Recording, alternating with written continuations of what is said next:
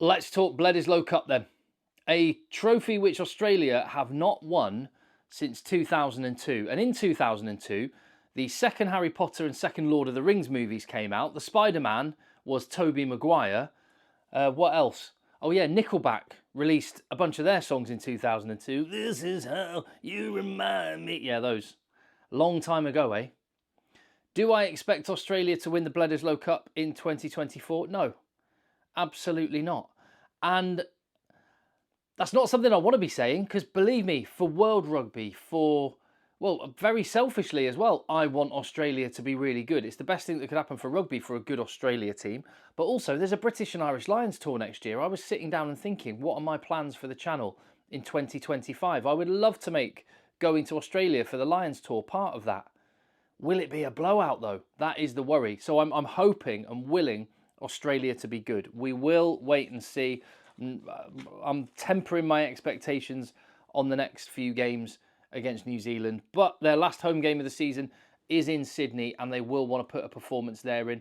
We've got the teams. Your thoughts in the comments down below. Give the video a thumbs up and hit subscribe as well. I'm Tim and this is Egg Chasers. I heard a joke the other day. It's a bit harsh. Not my joke, I hasten to add. They said, have you heard there's a new wooden spoon in the Rugby Championship this year? It's called the Bledisloe Cup. Don't shoot the messenger, not my joke. But a lot of pride at stake, even though they're not going to be fighting out for the ultimate prize. As for the Australia team then, let's have a look then. What do you make of this? I think this is as good a lineup as you could expect a Wallabies team to have. Yeah, they're short of a couple of players playing in Europe who are unavailable to them, the likes of Will Skelton and whatnot. But actually, I mean, that's a quality Australia team, and I expect them to put up a lot more resistance than they did in that second half against Argentina. And they will have been humiliated by conceding 67 points, and I'm sure we're going to see a reaction. Yeah, that's as good an Australia lineup as I've seen in ages. And look in the pack, and particularly in the back row, Fraser McReight makes that a proper international back row. Fraser McReight and Rob Valentini, two ace flankers either side of the captain, Harry Wilson. That is quality. And when you look at the front row, that looks really good as well. Two potentially world-class props. Angus Bell, before his injury, was looking destined to be maybe, one of, if not in the top couple of loosehead props in the world if he carried on going. And Taniela Tupou just needs to stay fit and get more minutes under his belt because he's an absolute weapon. Locks, I'd say, being kind, they're not elite level.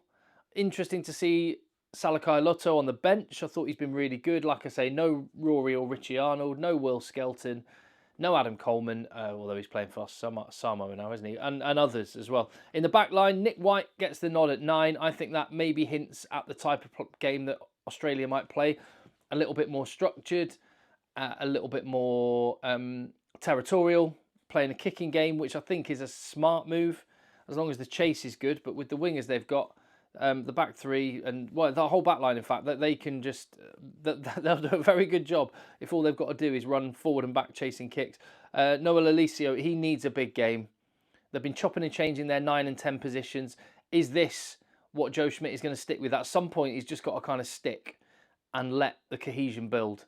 And I wonder whether it'll be Nick White and Noah Lolesio. We will see. Pasami and Ikitau, big job in the centres. And they could be the potential of those two. Lovely balance. Nice direct runner in Paisami. And Len Ikitau with a little bit of spark. A bit of X factor. And that's got potential. If they spark into life, if they do their jobs, Australia are in business. And the back three, Marika Korombete and Andrew Callaway and Tom Wright, all good rugby players. What sort of ball are they going to be getting? Are they going to be under a bit of duress, put under pressure, or are they going to have some open field and some gaps to run out? That's the big question, isn't it? On the bench, Brendan Payenga-Amosa is back. Hasn't played for a while, but that's another good player that Joe Schmidt can bring back into the fold. Even in France, was it? But yeah, I mean, I'd feel pretty positive if I were an Aussie looking at that. How do you feel? Let me know in the comments. As we move on to New Zealand. Ethan de Groot is back after injury, meaning Tamaiti Williams is on the bench, and Fletcher Newell is injured, so we don't know what would have happened had he been fit. But I love the fact that it's Williams and Tosi, the two props on the bench. And with Armua, What an impact that bench has got. I mean, and the bench was one of the areas where South Africa beat New Zealand. It was probably the area where South Africa beat New Zealand. Look at that front row bench. 300 kilos of prop on the bench in Tosi and Williams. Both converted number 8s.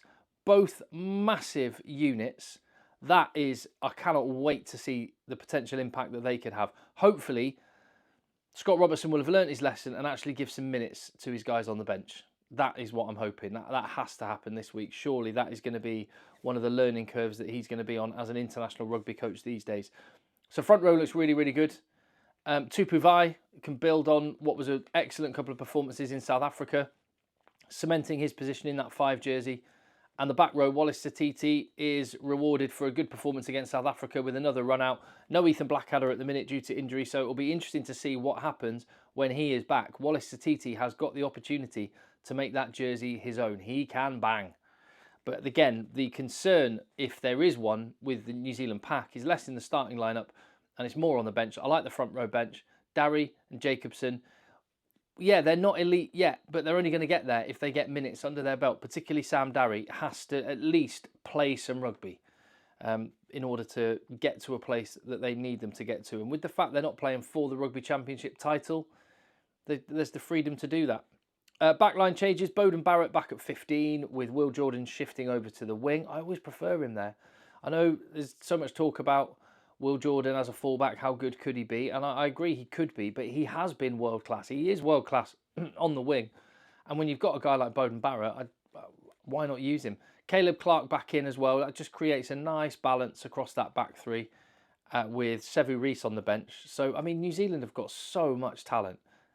Mark Telea, not in the 23.